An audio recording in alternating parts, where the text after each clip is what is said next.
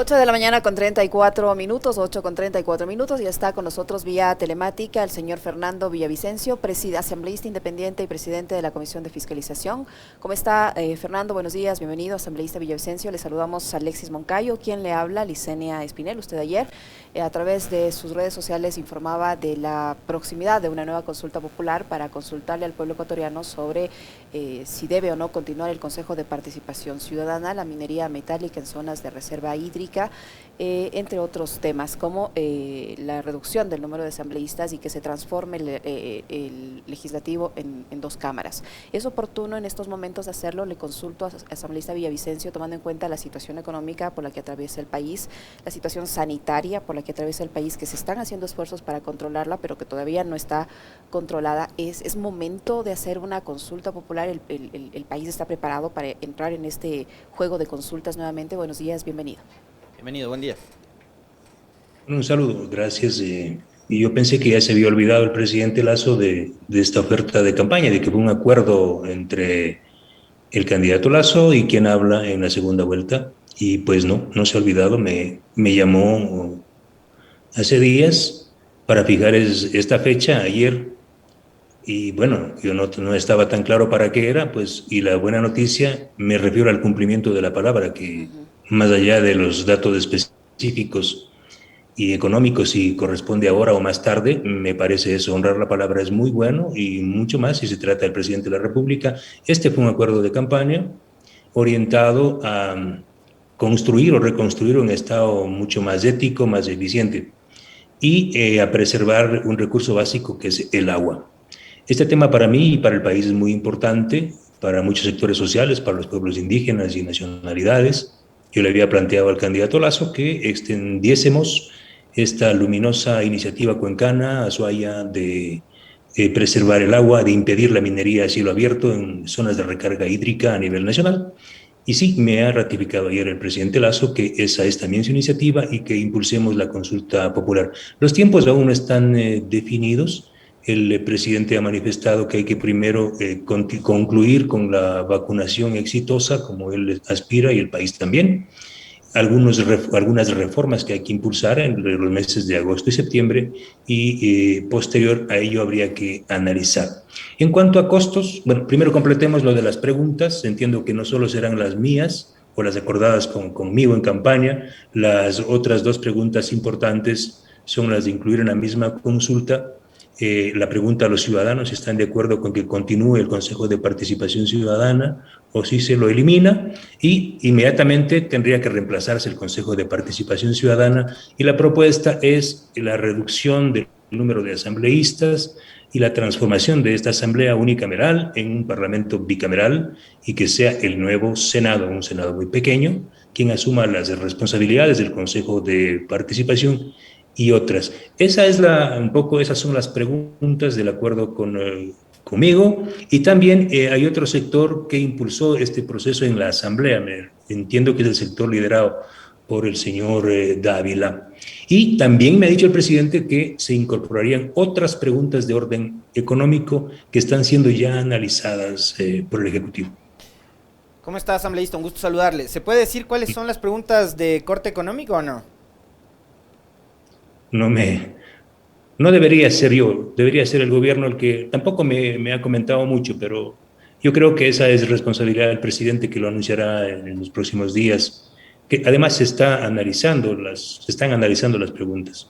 Con respecto a los otros temas, digo, usted decía hace un momento y citaba el caso de Pablo Dávila, que fue el promotor de esas enmiendas que llevó a la Asamblea. Esta parecería ser una suerte de Trujillato segunda parte, porque fue precisamente el expresidente del Consejo Transitorio quien propuso esta iniciativa después de dejar funciones, ¿no? Eliminar el Consejo de Participación, ir hacia un modelo bicameral y no sé si también reducir el número de asambleístas, pero a ver, eso en materia democrática, ¿cuánto le puede aportar al país?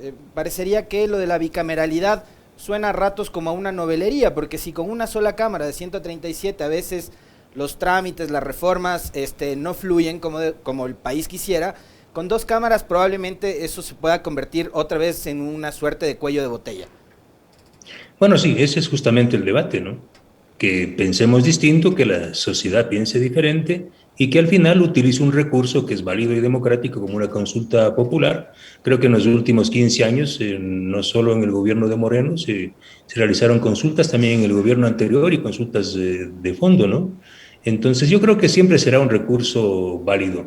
En cuanto a lo que puede costarle al país, vea usted, se han desvanecido 844 millones de dólares en glosas, o sea, si hablamos por el tema económico, pues no creo que sea un buen argumento. Depende la eficacia de este proceso. Yo muy particularmente considero que el Consejo de Participación Ciudadana, mire el problema que tenemos ahora, el Consejo de Participación Ciudadana requiere 8 meses para designar un contralor. Tampoco estoy diciendo que los procesos anteriores, los mecanismos del viejo Congreso eran los mejores. Yo creo que hay que hacer un cambio estructural, un cambio de fondo, para que el nuevo Senado de la República asuma esta responsabilidad. Este problema de la Contraloría asambleísta no es un problema heredado del trujillato, porque Celis se queda en la Contraloría porque nadie en el Consejo de Participación liderado por Trujillo lo evaluó, lo calificó, lo designó, no hubo un concurso para elegir Contralor, entonces parecería que el problema se origina ahí. Bueno, sí, yo coincido con usted, es más, lo he dicho ayer públicamente, aquí, y le estoy pidiendo a la presidencia de la legislatura que certifique, y al Consejo de Participación Ciudadana, que de acuerdo con el artículo 120 de la Constitución, numeral 11, si no me equivoco, que nos certifiquen quién fue el último contralor que se posesionó en la Asamblea, porque para ejercer el cargo de contralor o de otra autoridad de control, uno debe posesionarse en la Asamblea, de lo contrario no es contralor. Entonces, sí, no hemos vivido desde la destitución del señor Carlos Polit un vacío con varios contralores que han asumido de forma ilegal, y lo he dicho ayer, que incluso el señor Río Frío, ¿quién le ha nombrado? Sí, desde la cárcel 4, un contralor que está siendo procesado, un contralor sobre el cual hay un vacío, un contralor que nunca se posesionó en la Asamblea Nacional, me refiero a Pablo Celi. Sí, yo no tengo problema, yo no me caso con nadie en ese sentido. Es por eso, asambleísta Villavicencio, que usted ha decidido acelerar este calendario de comparecencias en la Comisión de Fiscalización. Tengo entendido que va a comenzar este 18 de julio, y entre las personas que deben comparecer me llamó la atención ver ahí el nombre del exministro de Telecomunicaciones, Andrés Michelena. ¿Cuál es el objetivo de que el señor, entre otros me refiero, vaya a comparecer? ¿Qué esperamos que él aporte en este proceso de investigación? Son más de 60 exfuncionarios, funcionarios ejecutivos, y cada uno tiene que un poco aportar para llenar un ajedrez, ¿sí? O este paisaje que quede pintado con todas las piezas. El señor Michelena tendrá que responder por qué, siendo ya ministro de Telecomunicaciones, para la fecha en que fue desvanecida la glosa de Claro, se quedó calladito, y semanas después de desvanecida la glosa, apareció con besos y abrazos, bueno, con abrazos, con el señor Daniel Jack, yerno de Carlos Slim. O sea, todo tiene un sentido, aquí nada es gratuito en política. Tenían que desvanecer la glosa de Claro para luego impulsar los nuevos acuerdos sobre tecnología 5G, y posiblemente para que Claro pueda, o Conacel, participar en los nuevos concursos si se dan para el manejo de las bandas de 1900 y otras. Es decir, aquí nada es gratuito, y el señor Michelena tendrá que venir a responder por qué guardó silencio cuando se desvanecía la glosa. Él ya era ministro de Telecomunicaciones. ¿Por qué estos casos no se descubren cuando, por ejemplo, Michelena y otros están en funciones y se empiezan a develar o a revelar ahora que, digamos, ya no sabemos ni cuál es su paradero? No, mire, señor Moncay, yo publiqué este reportaje en Periodismo de Investigación en el año 2018. Y justamente, si usted lee el reportaje, una de las observaciones del equipo que escribió el reportaje, de lo cual yo fui parte, es ese. Primero, con el incendio en la Contraloría, en 2019 publicamos este reportaje, y el silencio del señor Michelena, e incluso se publica de cómo así el presidente Moreno también guardaba silencio, y aparecía, está junto a Moreno, está Michelena y está Daniel Jack. Es decir, nosotros desde el periodismo, al menos quien habla, no ha hecho lo posible por no guardar silencio. Yo no me he casado con nadie. Habría que preguntarle entonces a la justicia por qué en unos casos sí actúa, digamos, de una forma más veloz, y en otros más bien se mantiene como inmóvil, ¿no? Porque hay publicaciones que son de inmediato noticia criminis y vamos, allanamos casas, oficinas, etcétera, y en otras, digamos, las circunstancias son diferentes, ¿no? Sin duda, y esas son respuestas que deben venir desde la Comisión Judicial o desde la Fiscalía. En el caso, por ejemplo, del proceso, el Ecuador vive una catástrofe en el marco del organismo de control principal, que es la Contraloría. Es una acción realmente de catástrofe. Yo por eso incluso he planteado que debería políticamente darse una salida a esta crisis gravísima de la Contraloría, declarando un estado de emergencia, porque lo que pasa al interior de la Contraloría no solo se queda en la cúpula, es una estructura delictiva que está abajo. Esa fue la razón que nos condujo a un acuerdo por unanimidad aquí en la Comisión de Fiscalización, donde participaron UNES, estaba el Partido Social Cristiano, Pachacuti, nosotros, y por unanimidad decidimos adelantar el juicio a Pablo Celi. No había ningún interés aquí de cargársele a Celi, no, había un interés del país. Y en eso coincidimos, incluso con actores políticos con quienes supuestamente nos marca una gran diferencia y hasta ácida, pero este es un tema de país. Entre los comparecientes está el ex contralor Carlos Poli. Todos ya han sido notificados, asambleísta Villavicencio, todos han confirmado su comparecencia, su asistencia a este calendario de comparecencias. ¿Y qué se espera recibir del señor Carlos Poli? Estamos trabajando. Esta comisión trabaja 16 horas al día. Incluso me sorprende porque nos han observado aquí que por qué trabajamos mucho. ¿Sí? O sea, si se trabaja, te molestan. Si no se trabaja, te molestan. La comisión trabaja 16 horas diarias. ¿Sí? Y aquí presencialmente, nada de telemática. ¿Sí? Hacemos lo posible con medidas de bioseguridad trabajar. Estamos notificando todos estos días. Son más de 117 pedidos de información. ¿Qué hace la comisión? La comisión con su equipo asesor lo que intenta y lo que tiene que hacer es facilitar para que los interpelantes, en este caso, uno de ellos, el señor Lloret, pueda llevar adelante un proceso técnicamente bueno, exitoso.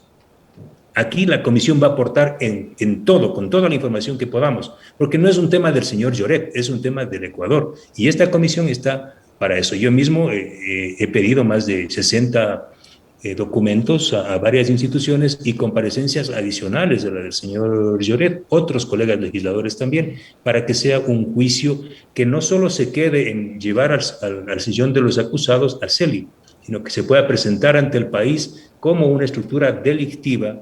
¿Sí? Operó en larga data en la Contraloría y sigue operando. Ahora, en otros temas, el día de ayer en la asamblea se resolvió una propuesta de cambio del orden del día para proponer que se investigue a Moreno y su participación en el golpe de Estado en Bolivia. Asambleísta Villavicencio, ahí se presume que el gobierno de Moreno, la señora Romo, quienes estuvieron al frente de la policía, enviaron gases, bombas, balines, etcétera. ¿Por qué se abstuvo en esa votación? Yo creo que antes de llevar al Pleno, yo entiendo que el caso está en una comisión. Si estuviese en la comisión de fiscalización, yo hubiese aceptado, como estoy, por ejemplo, luego del juicio político a Pablo Celi, estamos armando un calendario de comparecencias sobre el caso INA Papers y Coca-Cola Sinclair. Sí, pero hay una comisión que está investigando ese caso. Yo creo que será muy bueno que luego de que la comisión tenga ya un informe, puedan venir las autoridades actuales y anteriores a explicar ese caso. Yo me abstuve por el proceso, ¿sí? Por los tiempos, porque los legisladores, a lo mejor los que más leemos o un poquito más leemos, podemos tener un poco más de información.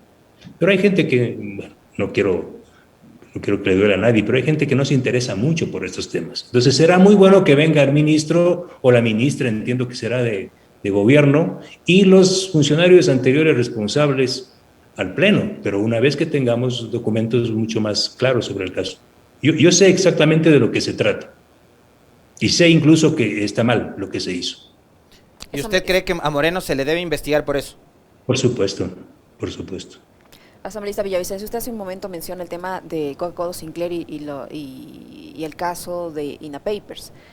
Resulta que usted en su momento dio a conocer parcialmente este tema con sus trabajos periodísticos, pero la justicia no lo adoptó como otros casos que usted también ha revelado a través de sus trabajos periodísticos y no se ha seguido ningún proceso. Tal es así que la señora fiscal ha dicho que va a dar a conocer una sorpresa en este caso de los INA y hasta ahora seguimos esperando. ¿Cómo evalúa usted el tratamiento que se ha dado al tema de los INA Papers? No tengo mucha información de la Fiscalía, pero yo entregué todo lo que generamos, incluso documentos que no debíamos, entregamos a la Fiscalía. Yo personalmente entregué, entiendo que un legislador de UNES también entregó información A la Fiscalía hay un expediente, hay una indagación previa abierta. Conozco que ha llegado nueva información desde China, un poco que confirmaría que no solo se tratan de 18.3 millones de dólares en comisiones, sino algunos ceros más a la derecha. Aproximadamente se habla de un 4% de comisiones que habría pagado la constructora Sinohydro. Estamos hablando de cerca de 80 millones de dólares sobre el monto del contrato de 2.000 millones de dólares. Este caso no puede separarse, me refiero a INA Papers y al drenaje de dinero de Recorsa, a la vajilla que llegó a la mesa presidencial, no puede separarse de lo que significó la negociación de Coca-Cola Sinclair, que fue el año 2010, cuando Lenín Moreno era vicepresidente de la República y yo mismo he publicado audios y documentos donde se confirma que el señor Moreno un poco se salió de sus espacios de gestión, él estaba a cargo del proyecto Manuel Espejo y apareció negociando con el ex embajador o embajador entonces, Cairungo, el contrato de Coca-Cola Sinclair y la línea de crédito del Eximbank principalmente. Él desbloquea eso y luego se supo que su amigo Conto Patiño recibió al menos lo certificado por el Servicio de Rentas Internas, 18.3 millones de dólares en su cuenta panameña de Recorsa, y luego este drenaje que nosotros publicamos a casi una decena de empresas offshore, entre ellas INA Investment Corporation, fundada por el hermano de Lenín Moreno, Edwin Moreno, primero en Belice y luego en Panamá. ¿El caso de Coca-Cola Sinclair es el único en el que Lenín Moreno figuraría como uno de los principales lobistas, junto al entorno que usted cita, el de Conto Patiño y otros? No, hay otros casos. ¿Como cuáles, por ejemplo? En las otras hidroeléctricas donde hay empresas chinas también se nota la presencia al menos de Javier Macías. Sí, y también durante el gobierno de Moreno, ese grupo siguió funcionando con Santiago Cuesta, ¿no? Y del paradero de Santiago Cuesta ahora se sabe dónde está, dónde anda, porque él también a usted le lanzaba en su momento dardos, ¿no? Dardos. Y le acusaba ahí de tener inversiones en una pizzería, no sé qué. Sí, él fue muy hábil, pero no muy atinado para lanzar cualquier cosa, ¿no? Que decir que yo tengo como cuentas offshore, 10 cuentas. Yo tengo una sola cuenta en el Banco de Guayaquil, una cuenta de ahorros, ¿sí? Es decir, y claro, sobre las bases de las calumnias del señor Cuesta, que está demandado en la Fiscalía, yo le presenté una denuncia penal. Hasta ahora no ha podido probar absolutamente nada. Me dijo que yo era dueño de no sé cuántos negocios, son negocios de 30 años de mi familia, pequeños, tienen todo el derecho de hacerlo, que había millones de dólares. Y luego, claro, los correístas también comieron ese vómito y lo hicieron público, ¿no? Pero aquí estoy, si quieren, búsquenme mis cuentas. Yo tengo una cuenta bancaria, no tengo ninguna cuenta offshore y soy lo que soy. Pero el señor Cuesta no solo lo señalaba usted, asambleísta Villavicencio, lo señalaba a algunos de sus familiares. Él no ha podido demostrar nada, como usted dice, sus familiares también absolutamente están nada. libres Mi familia es una familia de clase media, tienen unos pequeños negocios y nada más. No han podido probar absolutamente nada. Si no, yo no estuviese aquí. Asambleísta, a ver, volviendo al tema de la consulta, hay algo que me llama la atención, ¿no? El tema de la eliminación del Consejo de Participación. Constitucionalmente, ¿se puede eliminar de un soplo en una consulta un organismo que fue creado a través de una constituyente de plenos poderes? La consulta generaría una reforma a la Constitución, ¿sí? Ese también deja abierto un espacio para el debate. Todo tiene que ser debatido, polemizado. De eso se trata la democracia. Pero yo creo que esa es legalmente, constitucionalmente, es un recurso válido. Con una consulta popular, el soberano modifica, cambia la Constitución de la República. Obviamente hay que hacer una consulta a la Corte Constitucional y luego la propia respuesta de la ciudadanía en la pregunta le obligará al Parlamento, ¿sí?, a poner sobre los andariveles constitucionales y jurídicos. Asambleísta Villavicencio, ayer se daba a conocer por notas de prensa que es un abogado guayaquileño el que estaría redactando ya los textos para esta eventual consulta. ¿Usted conoce quién es ese abogado guayaquileño que está allí haciendo los textos para la consulta? No solo se trata de un abogado, es un equipo, pero uno de los juristas con el que tengo que hablar es Hernán Pérez Luz. Yo no tengo ningún problema en decirlo, ¿no? La eliminación del Consejo de Participación y el retomar nuevamente en el Parlamento la posibilidad y competencia de elegir autoridades de control, digamos, cambia en algo lo que dejó haciendo el Trujillato, la señora Salazar elegida fiscal, Íñigo Salvador procurador, la Corte Constitucional. ¿Usted cree que en el caso de ellos podría darse un proceso de renovación vía asamblea o se quedan hasta que cumplan su periodo? Esto también podría consultarse, ¿sí? Es más, yo creo que, por ejemplo, los legisladores no deberían ser elegidos simultáneamente en la campaña presidencial. Mire usted el resultado que tenemos, ¿sí? Un buen candidato presidencial no gana, pero puede arrastrar 20, 30 legisladores que no necesariamente responden a los términos éticos, estéticos, políticos, académicos, profesionales, ¿sí? Y Elección de asambleístas en segunda vuelta, propone usted. Yo creo que los legisladores deben ser elegidos en términos intermedios, en elecciones intermedias. Como era antes, a mitad de periodo. Sí, y creo que la selección de los miembros de las autoridades de control deberían basarse en los mismos términos que ahora tiene el Consejo de Participación Ciudadana en el proceso de selección, pero yo no creo que debemos volver al pasado, a esa forma en que los partidos políticos se ponían de acuerdo en un hotel y decidían, aquí está el contralor, aquí está el fiscal. Cuando yo planteo que debe ser el Senado, estoy también planteando que debe haber un proceso de selección altamente riguroso y ético, ¿no? Los resultados de esta consulta popular asambleísta Villavicencio no toparían al contralor que resulte electo de este proceso de concurso que va a llevar el actual Consejo de Participación. ¿Él quedaría en firme en sus funciones? No, yo creo que debería tocarlo.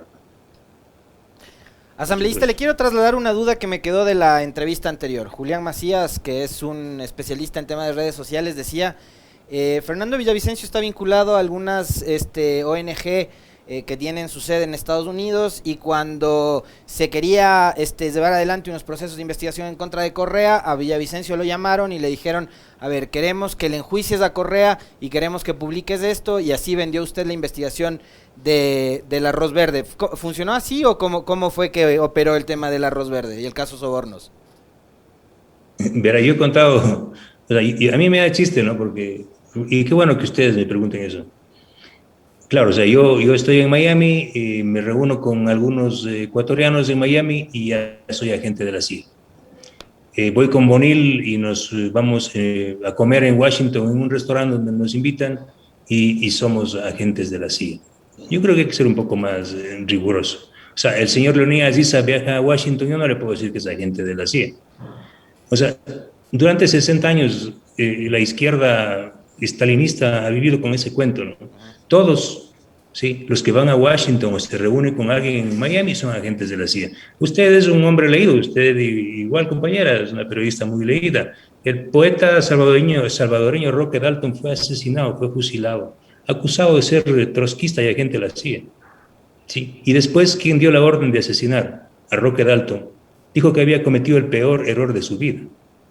Yo no conozco la Central de Inteligencia Americana. Sí, hasta hoy estoy esperando el primer cheque. Y para aquellos que dicen que la NET me ha financiado, a no más de un año tenemos un acuerdo, Periodismo de Investigación, que es mi portal, con el portal Mil Hojas, que sí tiene aportes de la NET. Y Marta Roldós y Cristian Zurita nunca lo han negado. Pero yo, como portal Focus y Periodismo de Investigación, jamás he recibido recursos de los Estados Unidos, de nadie. Sí, nos ha costado muchísimo. Respecto a, ¿cuál era la otra parte, señor Moncayo? El tema del financiamiento era, ¿no? Que ¿quién financiaba las investigaciones del portal de periodismo de investigación? Lo primero era cómo accedimos a la información de Arroz Verde. Vea, lo de Arroz Verde, nosotros no hicimos una filtración como hoy hacen algunos portales. O sea, agarran un poco de documentos que nos llega y nosotros escribimos 12 reportajes sobre el caso Arroz Verde. No cometimos esa imprudencia periodística o pseudo periodística de botar papelitos en una red social, ¿no? Hicimos una investigación. Y por supuesto que los documentos que recibimos, que no era de una sola fuente, claro, porque ahora el expresidente prófugo dice, es que a Villavicencio le dieron haciendo. ¿Quién me dio haciendo? La Senaín, dice él. No fue así, Nosotros porque publicamos hay unas fotos que circularon. Yo le voy a preguntar esto, digo, es la primera vez que tengo la oportunidad de conversar con usted, y a mí sí me queda la duda. Hay unas fotos en donde se ven en una sala de un departamento a José Serrano y a usted. ¿No fue Serrano y la gente de la Senaín, la gente cercana a Serrano quien le facilitó esa información? Pero Serrano fue el ministro de Rafael Correa. Pero después fue el Yo nunca presidente estuve, de la Asamblea de Moreno. yo, yo nunca estuve, bueno, eso es problema de ustedes y de la gente de ahí. Yo nunca Bueno, he no estado, yo nunca he estado, señor Moncada, yo nunca he estado en otra reunión con José Serrano que no sea en el Parlamento cuando le entregué 5.000 documentos sobre Petrochina para que investigue y nunca investigó. Si usted me presenta una foto en la que yo esté con el señor José Serrano a solas, yo me retiro. La única vez que he estado con el señor Serrano y además con un grillete y le dije, usted con todo el poder no me pudo apresar y aquí estoy, investigue. Nunca investigó, nunca investigó. Yo no le puedo revelar mis fuentes, pero le aseguro que la fuente de arroz verde no es el señor Serrano, para nada. ¿Ni la Senaín? Peor la Senaín, si yo fui perseguido por la Senaín, ¿cómo pudieron ellos darme la información? Porque hay camaleones, ¿no? Hay camaleones, hay gente que está... A ustedes les llega información variada todos los días. ¿Qué hace un periodista responsable? Arma un caso, ¿no es cierto? Empieza a investigar, contrasta la información. Eso es lo que hicimos con Cristian Zurita y Cristina Solórzano. Armar un caso, investigamos. Y luego la fiscal, ¿qué hizo? Ubicó computadores en la Presidencia de la República, donde se confirmó que existía ahí la información que nosotros habíamos publicado en la Presidencia de la República. Asambleísta Villavicencio, hay sectores que dicen que usted tiene una gran oportunidad ahora que está como presidente de la Comisión de Fiscalización para hacer eso, fiscalizar. Pero también hay sectores que temen que sea una fiscalización a la carta. ¿Cómo va a ser su trabajo al frente de esta Comisión de Fiscalización? Vea, me están Perdimos momentáneamente... acusando de que estoy alianza Villavicencio en la Comisión de Fiscalización. Le cuento que perdimos los que pensaron eso... Perdimos un momentito la conexión, así es que para que comience nuevamente. Sí, los que pensaron así se equivocaron.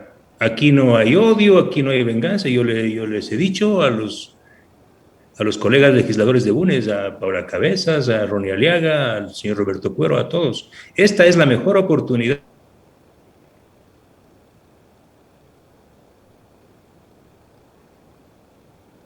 Nuevamente perdimos... O desmientan a Villavicencio. Aquí con documentos en mano vamos a aprobar. Esta es la mejor oportunidad.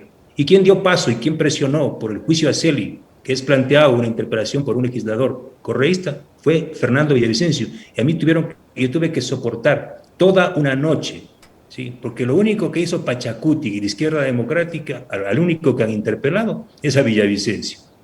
Ustedes vieron la sesión de esa noche. ¿Por qué? Por haber dado paso a un juicio a Pablo Celi. ¿Por qué? Porque el interpelante es un correísta. A mí no me importa si es correísta o no. Yo creo que este país tiene que saber lo que está pasando en Contraloría, y tiene que saber lo que pasó en la administración de Lenín Moreno, y tiene que saber lo que pasó en la administración de Rafael Correa, y tiene que saber lo que pasó con el feriado bancario. Este es el único legislador que armó un caso, está armando un caso sobre el feriado bancario y sobre las empresas incautadas. Es decir, no hay dedicatoria para nadie. Estamos cerrando ya la entrevista, nos hemos pasado unos 3 minutitos. Yo le quiero hacer una pregunta cortita, respuesta sencilla. Ya empezó la carrera política, Fernando Villavicencio. ¿Tienen el horizonte, pues es asambleísta, ¿tienen el horizonte Carondelet o ser candidato a la presidencia más adelante? O sea, visitar Carondelet, sí. Sí, pero ser candidato a la presidencia, ¿no? Bueno, ayer estuvo en Carondelet, pues. El resto no sé. Ustedes saben, la política, uno puede haber construido un edificio de 20 pisos y se cae al día siguiente, ¿no? Yo quiero hacer un buen trabajo en la Comisión de Fiscalización, sin odios, sin venganzas, con pasión, sí. Quiero hacer un buen trabajo, tengo 2 años, tengo 4 años en la legislatura, y veamos lo que pasa. Yo nunca le he dicho no a la política y al periodismo, y hago las dos cosas ahora. Muy bien, muchísimas gracias. Le queremos agradecer, asambleísta Villavicencio, por su apertura, por habernos acompañado en esta entrevista, al presidente de la Comisión de Fiscalización, Fernando Villavicencio, que ha estado con nosotros. Gracias, asambleísta Villavicencio. Muy amable, gracias. Que vaya muy bien. A usted.